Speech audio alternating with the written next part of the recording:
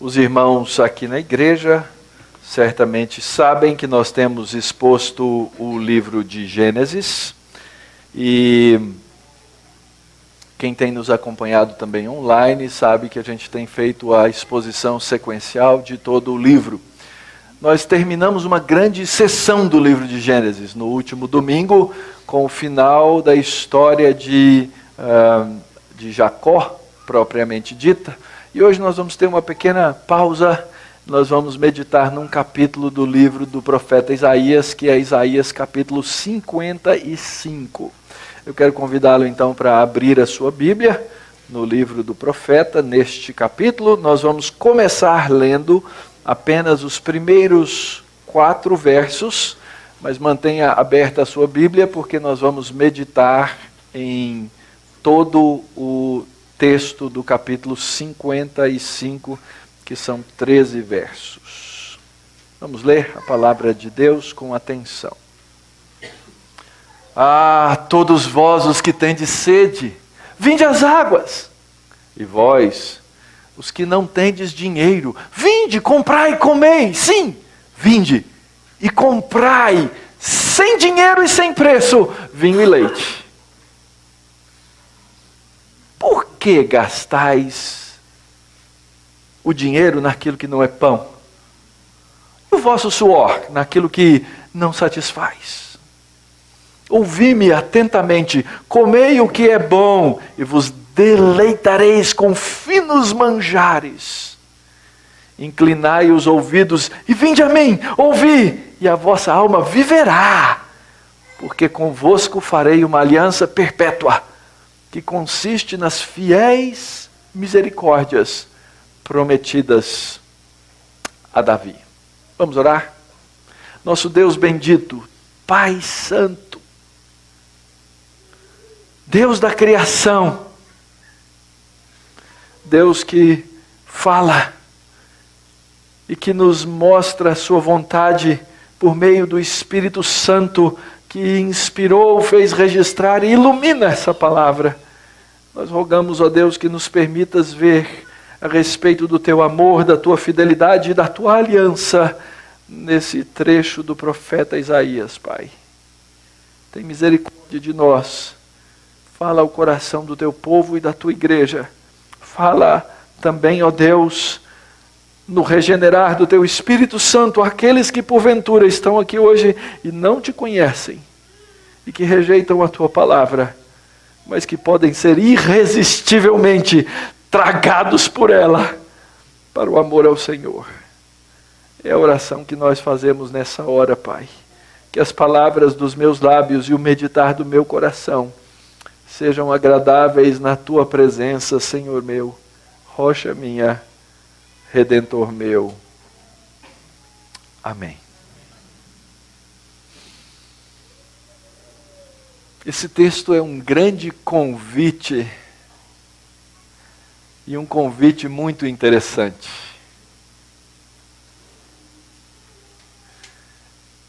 Imagina a história, 2.700 anos atrás. Uma cidade bem primitiva, quando relacionamos a cena urbana que nós temos hoje. No meio de um lugar que é deserto, um calor implacável durante o dia. Casas que não têm água encanada, em que era necessário se andar até a fonte. Muitos lugares no mundo são assim até hoje. E alguém daquela casa precisava pegar um jarro de barro, pesado só ele, ir até o poço ou ir até a fonte, esperar na fila, encher o jarro, matar sua sede, trazer para casa. E num dia calorento a água tinha acabado dentro de casa. E de repente ouve-se a voz daquele famoso vendedor ambulante. Não é aquele o cara da pamonha. Mas ao longe essa pessoa, naquele calor terrível, já sem água em casa, ouve talvez meio como murmúrio ainda baixo, o vendedor gritando na rua: ó água, ó água.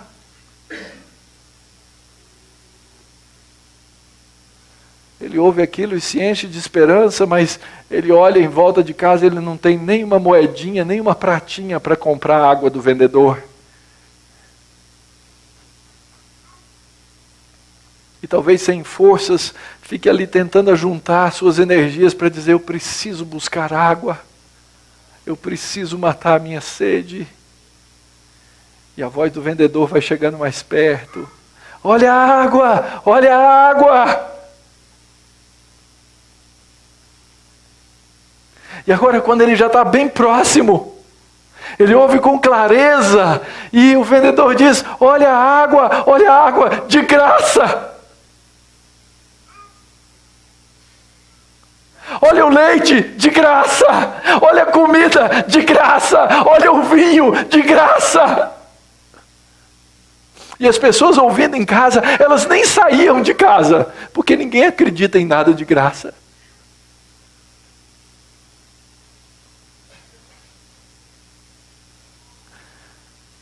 Mas aquela pessoa, dessa nossa história, ela se levanta e ela encontra aquele vendedor dizendo: olha a água, olha o vinho, olha a comida, olha o leite, de graça. E aquele que se levantou e foi, recebeu de graça. É exatamente esse o convite do profeta Isaías. Ou melhor, exatamente esse o convite de Deus. Graça. No nosso mundo não tem nada de graça. Você já ouviu a famosa expressão: não existe almoço grátis. Por que a gente diz isso? Porque na nossa condição econômica no mundo, alguém paga e alguém recebe. Nada é de graça. Mas a mensagem do Evangelho, ela é uma mensagem de graça. O profeta Isaías, na estrutura do seu livro, ele desenvolve 39 capítulos falando de um julgamento do povo de Deus e das nações, porque rejeitaram a Deus, porque não amam a Deus, porque não querem saber de Deus, porque não compreendem a Deus. E talvez tenha gente aqui nessa manhã, hoje, exatamente nessa condição. Veio aqui porque alguém convidou, quem sabe aquele pessoal é legal.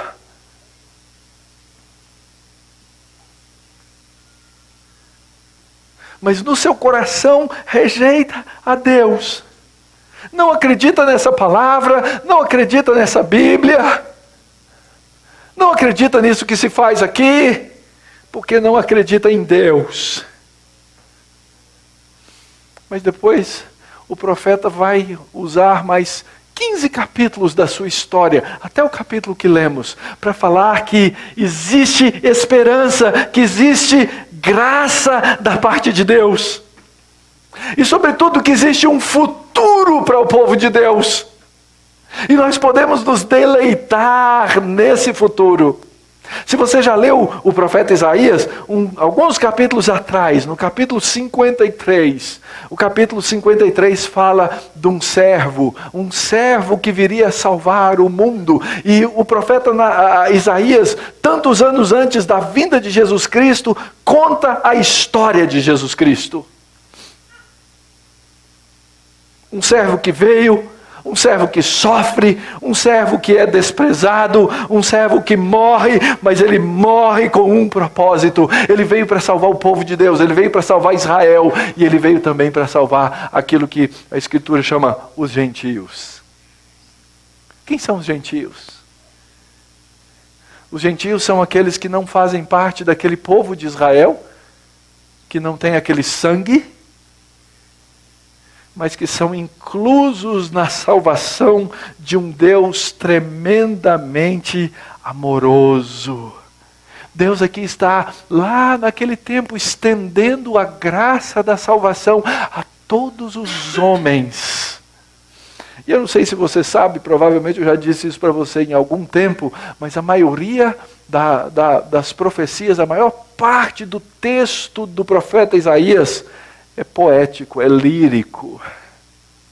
Nas nossas Bíblias a gente não enxerga isso com facilidade, por isso eu digo para vocês, comprem outras Bíblias, nas quais talvez você consiga enxergar a forma poética dos textos. No capítulo 54, no versículo 10, a poesia é assim: pois os montes podem retirar-se e as colinas podem fugir, meu amor, porém, não se apartará de você.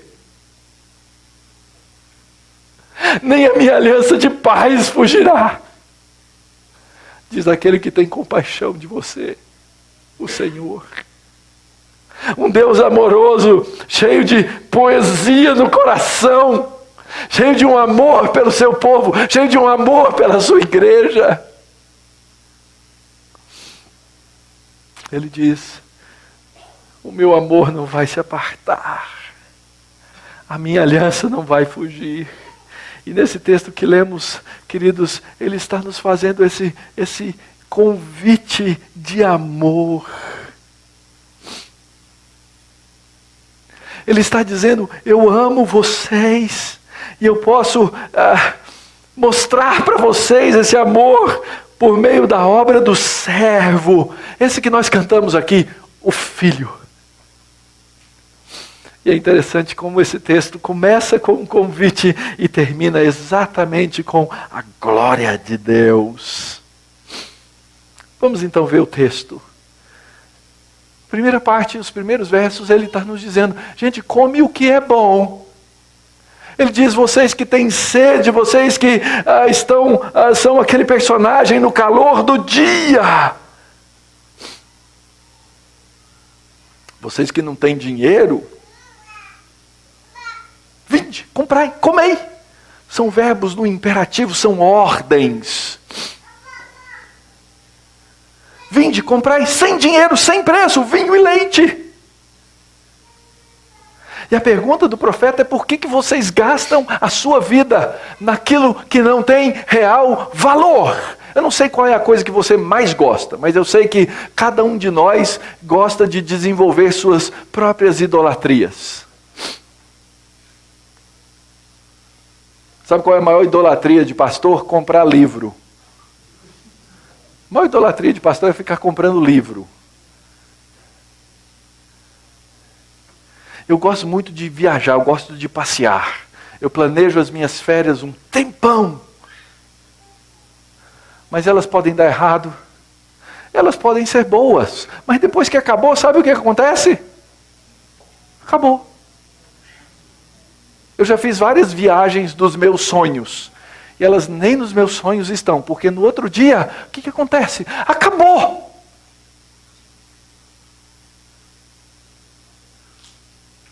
Eu gosto muito de comida boa. Quem não gosta?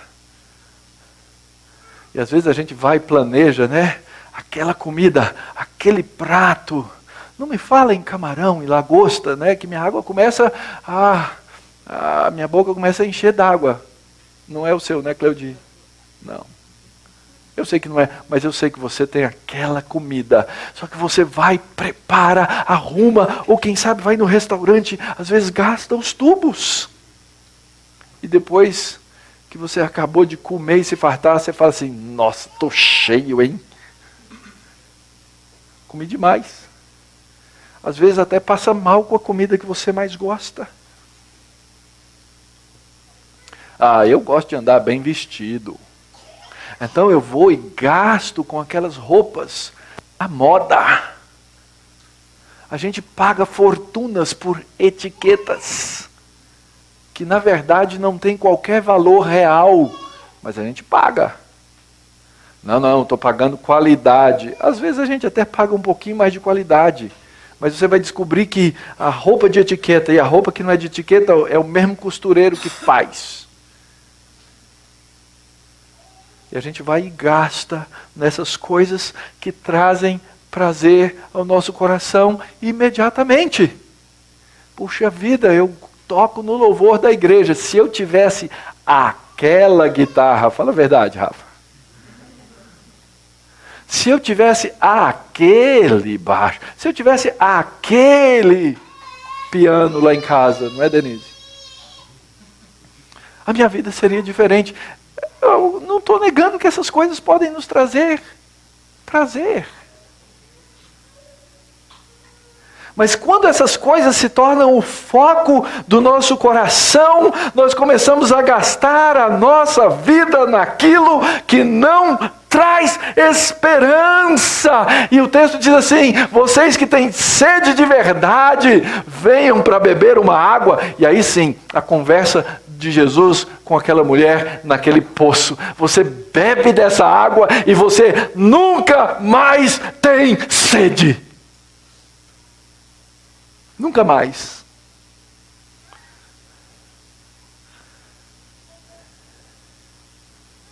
Vinde. Vinde as águas. Comprem. Comam. Não gastem a vida de vocês naquilo que não pode dar real esperança, naquilo que no final das contas não vai te satisfazer. Sabe por quê? Porque Deus tem uma proposta de real deleite. Olha só o finzinho do verso 3. Ouvi-me atentamente, comei o que é bom e vos deleitareis com finos manjares. O texto aqui não está falando de uma água física, o texto aqui não está falando de uma comida física, mas o texto aqui está nos falando de uma realidade espiritual que nós podemos experimentar. O meu culto aqui hoje ele vai acabar daqui a pouco.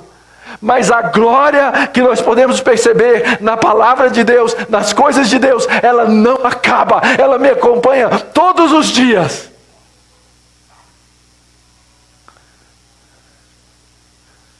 É disso que o texto está falando. O texto está dizendo para eu inclinar os ouvidos, chegar a Cristo e ouvir, porque Ele traz vida para a alma. E Ele diz que faz isso por meio de uma aliança perpétua. Uma aliança que já havia sido prometida nos tempos passados, anteriormente, por meio do profeta Davi. E que Ele vai manter para nós essa aliança. E nós vamos ser esses que vão ter a sede sanada. E aí você vai me perguntar assim: mas pastor, fala sério. Desde que o senhor virou cristão, ou quem sabe até virou pastor, o senhor nunca mais teve assim, anseio, angústia na alma? O senhor nunca mais teve assim, vontade de fazer coisas? Você nunca mais nem entregou assim a contemplação do pecado? O senhor não tem assim uma depressãozinha aqui e acolá? O senhor não briga com as pessoas? Não? E a minha resposta é: sim, tive todas essas coisas. Todas elas. Mas existe por cima e aquém e além delas uma esperança que não pode ser morta. Porque a minha esperança não é desse mundo. É por isso que os crentes dizem assim: Maranata, vem Senhor Jesus. Só que a gente tem um coração muito dúbio, né? Muito dividido. Senhor, eu quero que o Senhor volte, mas não antes de eu casar, não antes de eu ter um filho, não antes de eu comprar minha casa nova, não antes de eu trocar o meu carro, não antes de eu terminar a faculdade. A gente sempre quer colocar, não, o nosso coração tem uma esperança quando ele diz de maneira incondicional: vem Jesus, eu estou pronto, eu quero estar com o Senhor. Sabe por quê? Porque aí essa sede, ela não tem picos. Ela é satisfeita de maneira plena e absoluta. Por que vocês gastam dinheiro naquilo que não é espiritual? Por que você gasta a sua vida e a sua energia naquilo que não é a essência do nosso chamado ou do chamado do crente? O profeta continua no verso 5 e ele começa os dois versos com eis, ele quer chamar a atenção. Olha, eu pus vocês, eu pus Davi, eu pus o povo de Israel como um testemunho nos povos, como um príncipe para dar exemplo para os outros. Mas a primeira parte do profeta Isaías mostra exatamente que aquele povo não servia como exemplo para ninguém. Mas o chamado continua sendo o mesmo. E o texto então continua no verso 5 dizendo: eis que chamarás a uma nação que não conheces, e aqui são esses gentios, aqueles que não pertenciam a Israel, e uma nação que nunca te conheceu, correrá para junto de ti por amor do Senhor, o teu Deus, o Santo de Israel, porque Ele te glorificou. É tremendo isso, queridos. Lembra que eu comecei o culto dizendo que a glória é de Deus. Mas quando Ele nos ajunta a Ele, quando Ele nos ajunta com Ele, quando Ele nos ajunta para Ele, Ele compartilha a sua glória com a sua igreja.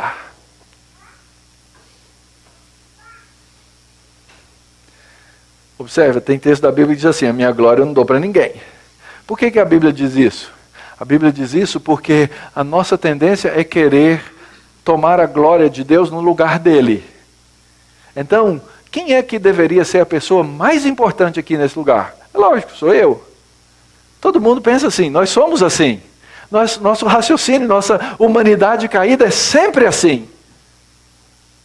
Nós desejamos ser o centro. Deus fala, cara, sai dessa, meu. Mas quando nós nos entregamos a Deus, como nós nos entregamos a Cristo, Ele diz, eu vou te levar a essa glória. O que você agora tem que fazer, depois de conhecer essa verdade, é buscar a Deus. Essa é a próxima parte do texto. Verso 6 diz assim, buscai-o, Senhor, enquanto se pode achar, invocai-o enquanto está perto. Deixe o perverso o seu caminho, o iníquo os seus pensamentos, converta-se ao Senhor, que se compadecerá deles, e volte-se para o nosso Deus, porque o nosso Deus é rico em perdoar. Como Deus é bom, queridos. Primeiro, nós precisamos entender a verdade e a realidade a respeito de Deus. Deus é, por causa da sua infinita grandeza, nós dizemos que Ele é o Deus o quê? Transcendente. Deus é inacessível. Deus só se torna acessível ao ser humano ou a qualquer outro ser que não seja Ele mesmo, porque Ele se revela, porque Ele se mostra, porque Ele se entrega, porque Ele se dá. E o que o texto está dizendo aí é que é necessário que haja no coração do homem uma conversão. Uma conversão. E se você já tentou se converter, você já descobriu uma coisa a respeito de você mesmo. Você não consegue se converter. Eu já me converti muitas vezes, em muitas áreas da vida. Eu já me converti nos meus hábitos alimentares, eu já me converti na minha rotina, eu já me converti na maneira de fazer as coisas, eu já me converti na maneira de tratar as pessoas, eu falhei em todas elas, porque quem se converteu fui eu. Eu me converti. E eu sei que se você é igual a mim, a Bíblia diz que nós somos farinha do mesmo saco, você não pode se converter. E sabe, então talvez você pergunte assim, então pastor, para que o senhor fica gastando tempo aí pregando o Evangelho? Afinal de contas vai acabar esse culto e ninguém vai se converter aqui. E eu espero que ninguém converta a si mesmo hoje. De coração. Mas eu prego o Evangelho, sim, porque eu acredito que alguém converte os corações. Eu prego, sim, o Evangelho, porque eu sei que o Evangelho pode mudar aquele pior dos seres humanos. Eu prego, sim, o Evangelho, porque eu sei que o Espírito de Deus é poderoso, porque Ele está perto, porque Ele se revela, porque Ele fala. E eu acredito uma coisa, talvez você nunca tenha me ouvido falar isso. Eu acredito que Ele está aqui hoje falando. Mas não é o Senhor que está dizendo? É verdade, Ele usa instrumentos os mais estranhos. E eu costumo dizer que se Deus no passado usou uma mula para falar, por que não pode me usar?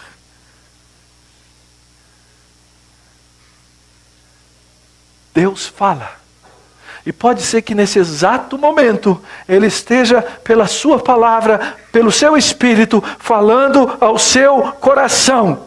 E o que a Escritura diz, o que o profeta diz é: mude, porque agora Deus vai mudar. Você começa fazendo isso pela invocação do nome de Deus. Aliás, se você chegar e invocar o nome de Deus, é porque Ele já começou a mudar o seu coração. No seu estado natural, você nunca invocaria o nome de Deus. Nunca.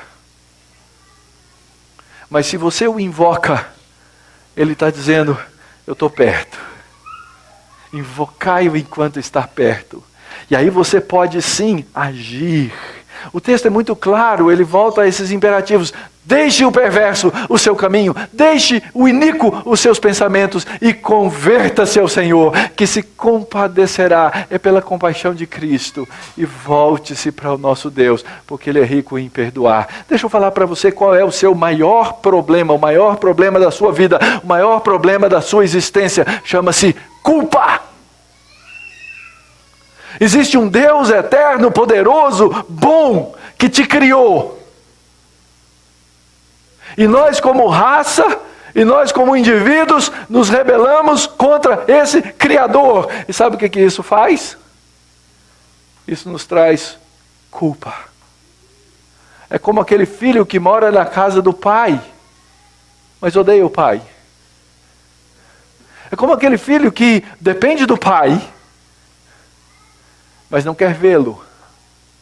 É assim a nossa situação no mundo de Deus. O mundo é dele, Ele é o Criador, Ele fez todas as coisas. E se nós nos rebelamos contra Ele, nós vivemos às custas daquele que nós desprezamos. E Ele está dizendo: eu estou perto. Eu estou perto. E é interessante, o texto fala de duas coisas. Ele fala da estrutura e da maneira de nós pensarmos. E a consequência da estrutura e da maneira de nós pensarmos, que são as nossas atitudes. Deus nos chama a entender o mundo de uma maneira diferente. E essa maneira diferente de entender o mundo de Deus é exatamente começar a pensar nas categorias de Deus, na grandeza de Deus, no poder de Deus, que é capaz de mudar o nosso pensamento e a nossa atitude. E eu vou te dizer, você não vai conseguir mudar a atitude, enquanto você não puder também mudar, por causa de Deus, a maneira de pensar.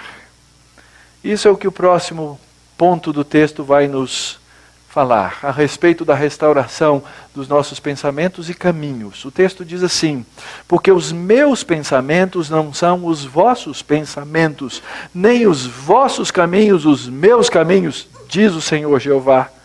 Porque assim como os céus são mais altos que a terra, assim são os meus caminhos mais altos que os vossos caminhos, e os meus pensamentos mais altos que os vossos pensamentos. Porque assim como descem a chuva e a neve dos céus, e para lá não tornam, sem que primeiro reguem a terra e a fecundem, e façam brotar para dar semente ao semeador e pão ao que come, assim será a palavra que sair da minha boca. Não voltará para mim vazia, mas fará o que me apraz, e prosperará naquilo para que a designei. O profeta aqui, sendo ele boca de Deus, ele pinta um quadro a respeito de nós, seres humanos. Primeira coisa que ele declara de maneira muito direta para nós, é que para poder aceitar o padrão de Deus no seu convite de vir, de buscar,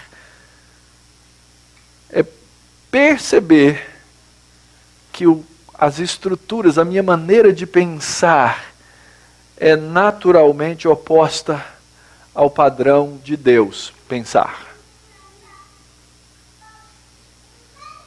Aquela citação que eu fiz no comecinho, quem é que imaginaria um plano daquele? No qual a glória de Deus é o meu benefício. Só Deus, queridos. O padrão de Deus é um padrão superior, porque Ele é um Deus santo, e eu sou um homem corrupto. Eu sou manchado pelos meus pecados, eu sou estragado pela minha natureza que já nasceu em pecado. Eu sou diferente de Deus no que Ele é infinito e eterno, e eu sou finito e carnal.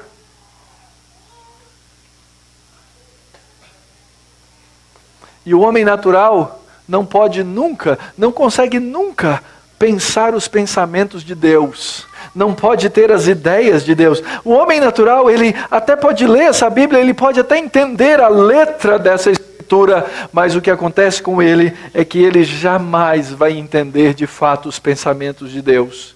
Mas aquele que Deus toca, aquele que Deus converte, aquele que Deus muda, passa a entender essa palavra, passa a entender essa Escritura, porque Deus lhe dá a condição sobrenatural de entender. E se você prestou atenção, quando eu li o texto e eu fiz a oração no começo, uma das coisas que pastores costumam fazer é pedir a iluminação do Espírito Santo para entender essa palavra santa. Então esse Deus, Ele usa da sua misericórdia tremenda para salvar o homem por meio de uma palavra que sempre cumpre o seu papel. É muito interessante perceber isso. Ele diz, assim será a palavra que sai da minha boca. Assim como descem dos céus a chuva e a neve, e eles não voltam, sem que antes, primeiro, reguem a terra, fecundem, façam brotar, façam dar semente para o semeador e pão ao que come. Uma dupla função. Sem a chuva, sem a água, aquele povo morria. Eles não tinham como naqueles lugares desérticos sobreviver.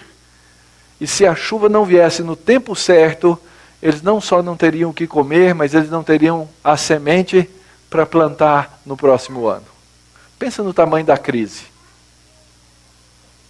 Pior do que a crise que a gente vive hoje. Eles não teriam absolutamente nada. Mas a Escritura diz que a palavra de Deus sai da boca de Deus e ela não volta vazia. O que a palavra de Deus faz quando ela vem aos homens? Ela cumpre dois papéis. Um dos papéis da palavra é condenar. Porque ela é a verdade articulada de Deus. O homem ouve, a palavra entra nos seus ouvidos moucos, nos seus ouvidos sem condição de ouvir, na sua surdez, e essa palavra passa. Ele deveria ter entendido. Essa palavra serve para ele de condenação. Lembra que nós lemos lá em João capítulo 3? Os que não creram já estão condenados. Mas os que creem, esses são aqueles que recebem a salvação, e assim a palavra de Deus também não volta vazia, nem na condenação e nem na salvação que ela traz. A palavra de Deus faz aquilo que dá prazer a Deus. Ela faz prosperar aquilo para que ela foi designada. Sabe quando o profeta Isaías usou essa expressão anteriormente? Quando ela fala da obra do servo, lá atrás no capítulo 53, lembra? Nós já ouvimos essa pregação há algum tempo atrás aqui. O que o servo faz quando ele cumpre a palavra, aquilo que ele foi designado? Ele dá prazer a Deus. A palavra de Deus é assim. Você já parou para, você que porventura não está aqui hoje e não é crente, que não crê nessa palavra, por que você não é capaz de crer nela? E você que está aqui hoje e é crente, por que há determinadas coisas na sua vida que não mudam nunca? Parece sempre a mesma história. Vou dizer para você, falta mudar alguma coisa na estrutura da sua mente por meio da palavra de Deus, para que uma vez mudada essa estrutura da sua mente, que é acompanhada pela mudança, obviamente, do seu coração, para você passar a fazer a vontade de Deus. Então você tem que se entregar ao quê? Você tem que se entregar à palavra de Deus. Você tem que se entregar à meditação na palavra de Deus. Você tem que se entregar à vida na comunhão do povo de Deus. Porque aí você vai gastar a sua energia, você vai gastar o seu foco e você vai gastar o seu dinheiro, sim, naquilo que importa no povo de Deus, no meio do povo de Deus, em coisas que são de fato espirituais. A palavra de Deus sempre cumpre o papel que Deus designa. E às vezes os crentes não entendem isso. Eles recebem a salvação, mas eles não querem viver como salvos. Não mudam as estruturas dos seus pensamentos. Quando nós entendemos o Evangelho, nós passamos a adorar a Deus de maneira esplêndida, reconhecendo isso. O apóstolo Paulo escreveu a carta aos Romanos. A carta aos Romanos é essa carta mais, que a gente diz, mais teológica, mais cheia de teologia. E ele escreve, ele fala sobre toda a história, toda a situação do homem e a história da redenção aplicada. O Evangelho é poder de Deus para a salvação, tanto do judeu quanto do gentio. Ele é poder. Eu prego o Evangelho porque eu sei que o Evangelho é poder. Não é por causa de mim, não é por causa da igreja, não é por causa dos outros, mas porque ele é o poder de Deus, ele salva, ele converte e traz glória a Deus. Os homens adoram a criatura no lugar do Criador. Pervertem os seus caminhos, a sua sexualidade. Depois o apóstolo Paulo diz que os judeus também não estão numa situação melhor, porque eles negam na sua incredulidade o nome de Deus, apesar de conhecer a Bíblia, conhecer os sacrifícios, conhecer os rituais. Todos estão perdidos, todos estão destituídos da glória de Deus, todos pecaram, todos morreram. E aí então o apóstolo Paulo apresenta o plano da salvação. Ele fala da morte de Cristo no meu lugar para que eu pudesse ser salvo. Ele fala da obra do Espírito Santo na minha vida. Ele fala dessa luta que nós temos quando nós brigamos e acabamos servindo ao pecado. O bem que eu quero, esse eu não faço, mas graças a Deus, por causa de Jesus Cristo. Depois o apóstolo Paulo explica a situação do judaísmo de maneira específica nos capítulos 9, 10 e 11. Parece que o apóstolo Paulo perde as palavras, ele já não tem mais o que falar. E ele termina essa grande sessão de Romanos numa explosão de adoração. É o que nós chamamos de uma grande doxologia. Oh, profundidade da riqueza, tanto da sabedoria como do conhecimento de Deus.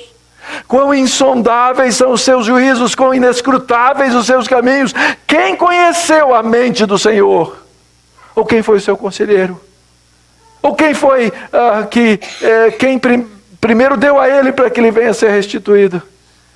Agora eu entendi, porque dele, por meio dele e para ele são todas as coisas. A ele pois a glória eternamente. Amém. Nós fomos chamados para isso, para entender que os pensamentos de Deus são maiores, mais profundos, e para moldar a nossa mente, a mente de Deus. E isso vai fazer com que, então agora a nossa vida, as nossas atitudes, nós vamos, sim, convertermos-nos dos maus caminhos, depois de ter o coração convertido pelo Senhor. E finalmente, Isaías nos diz que nós vamos ter uma plena restauração de comunhão.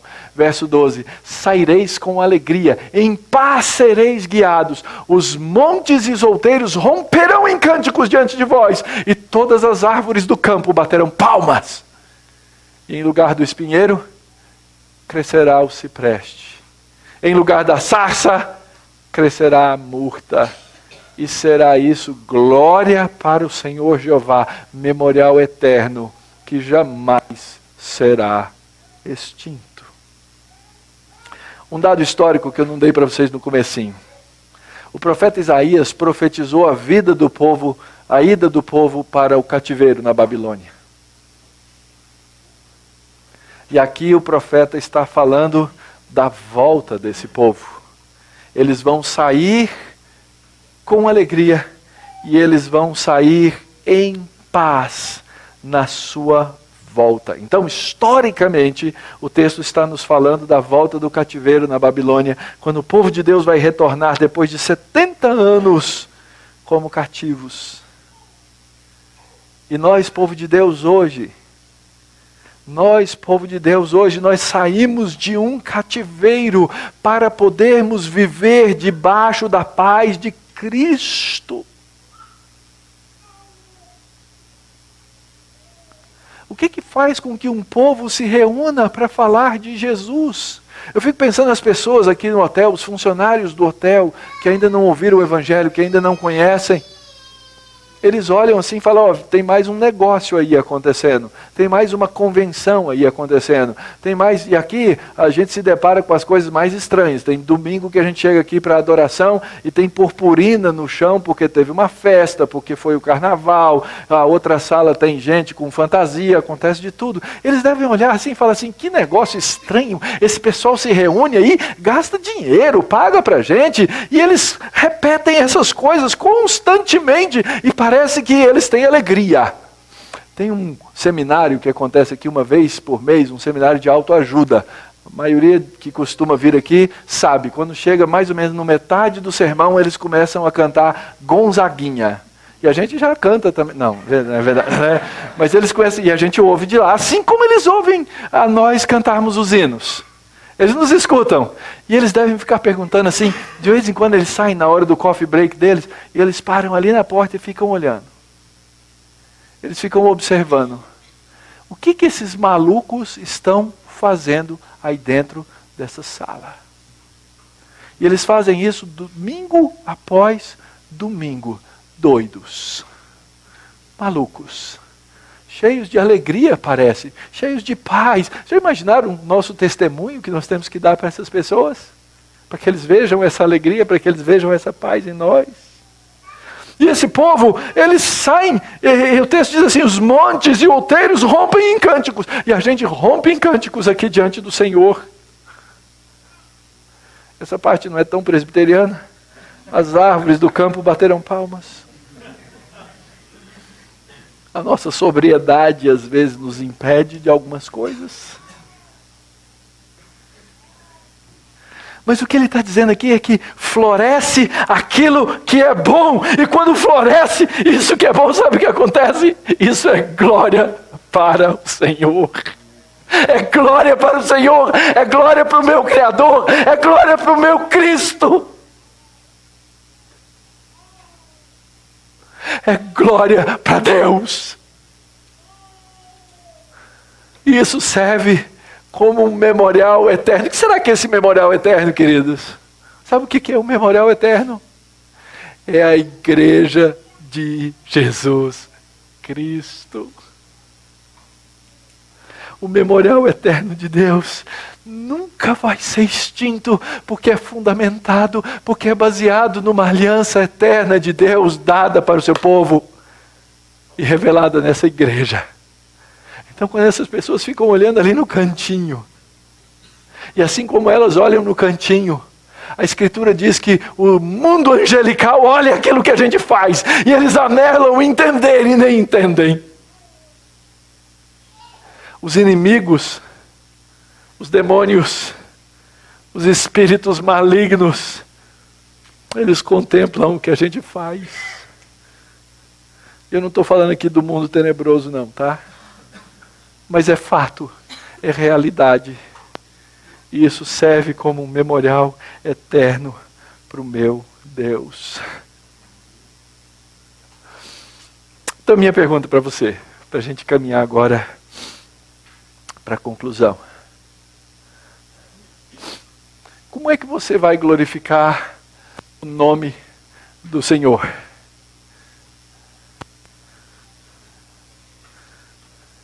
Você vai glorificar o nome do Senhor nas coisas excelentes que o Senhor der à sua mão para você fazer.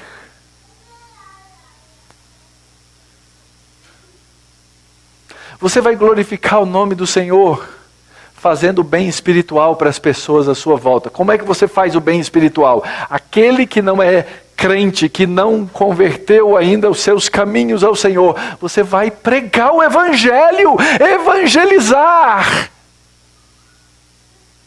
falar a verdade de Deus, articular a graça, proclamar a misericórdia. Então você glorifica o nome de Deus, fazendo o bem e pregando o Evangelho. Mas eu quero ir mais longe. Você acredita na sua conversão? Eu já encontrei crentes que não acreditam na própria conversão. Eles são crentes.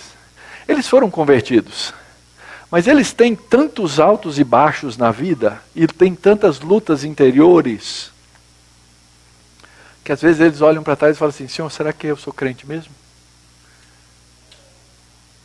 Será que Deus muda corações? E às vezes eu vou falar, talvez você não acredite na conversão como você deveria acreditar. Sabe por quê? Porque você olha as pessoas à sua volta e fala assim: esse aí eu não vou nem pregar o Evangelho para ele, porque isso aí está tão ruim, velho, que não vai dar nada aí. Você não acredita. Significa que você não está acreditando em conversão. Esse aí está no fundo do poço. Esse aí não tem jeito mais.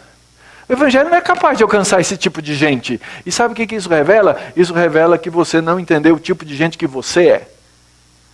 O tipo de gente que eu sou. Isso significa que eu me acho melhor do que os outros que são convertidos. Isso significa que eu não acredito na minha corrupção plena. E aí então eu posso até desfrutar da salvação, mas eu não desfruto todos os benefícios amplos dessa paz que eu posso ter.